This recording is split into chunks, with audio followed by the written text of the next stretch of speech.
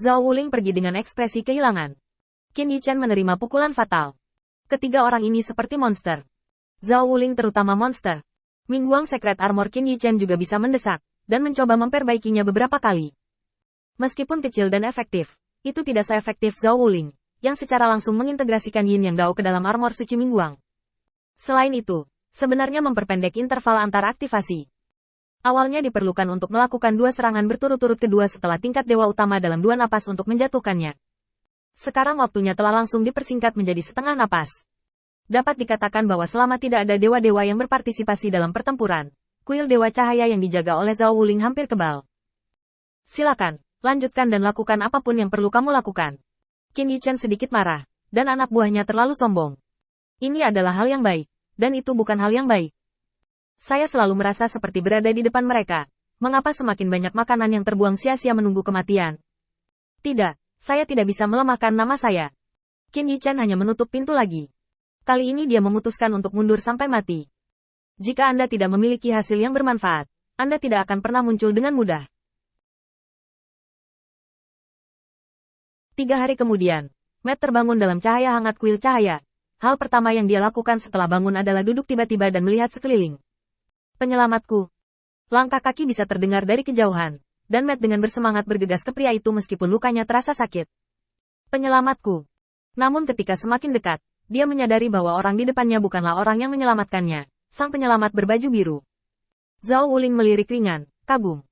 Fisikmu cukup bagus, dan hanya butuh 3 hari untuk pulih dari cederamu. Duduk dan istirahatlah. Lukanya berdarah. Ketika saya bertemu Tuhan, itu tidak sopan. Saat dia berkata, Zhao Wuling bergerak, dan baskom air muncul, membiarkan Matt mandi.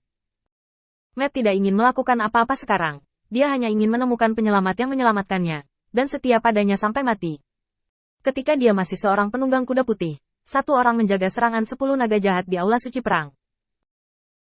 Keputusasaan menjadi musuh di mana-mana dan tidak dapat diandalkan telah menyebar ke hatinya.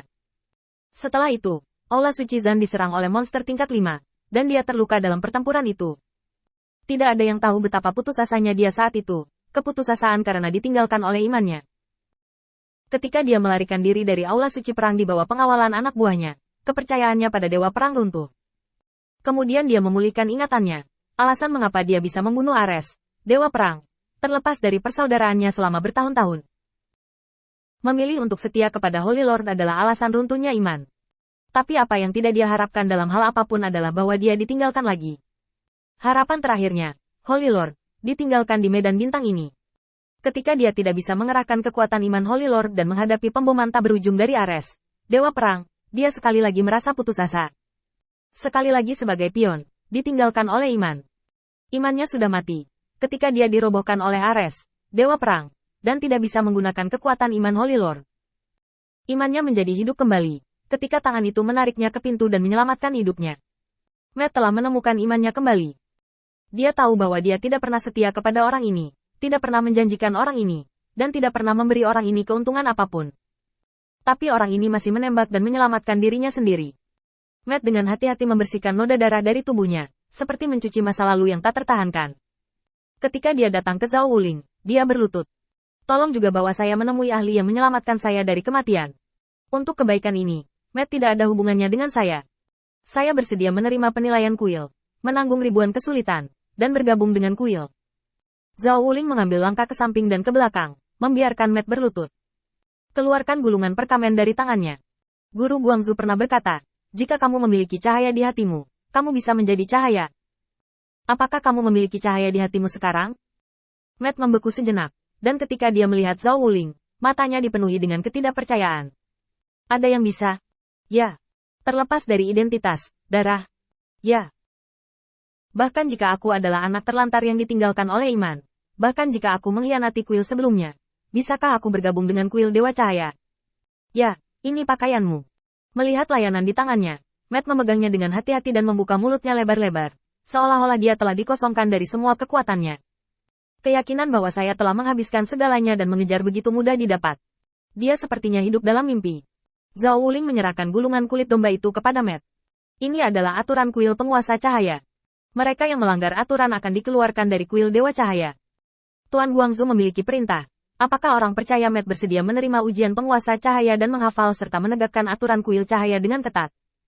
Matt dengan cepat meletakkan pakaian di tangannya di tempat tidur dengan hati-hati, dan kembali ke tubuh Zhao Wuling.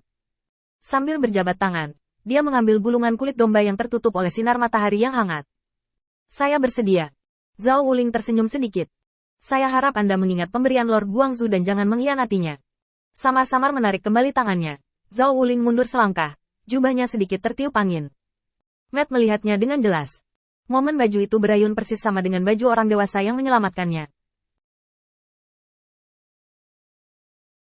Pakaian dengan gaya yang sama memiliki warna yang berbeda.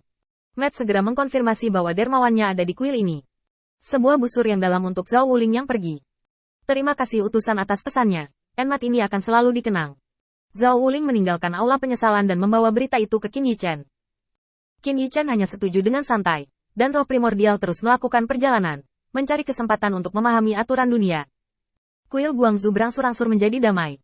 Tapi ketenangan hanya milik kuil Dewa Cahaya. Ares, Dewa Perang, mengambil tenaga untuk menyerahkan semua kepercayaan lain di seluruh medan bintang. Ketika dia kembali ke kuil perang, dia tinggal di atas kuil Master Cahaya selama 3 hari penuh. Kekuatan iman dikumpulkan beberapa kali, dan tanpa kecuali, lepaskan. Sekarang kuil Lord Cahaya dihancurkan. Semua potensi krisis dapat dibersihkan.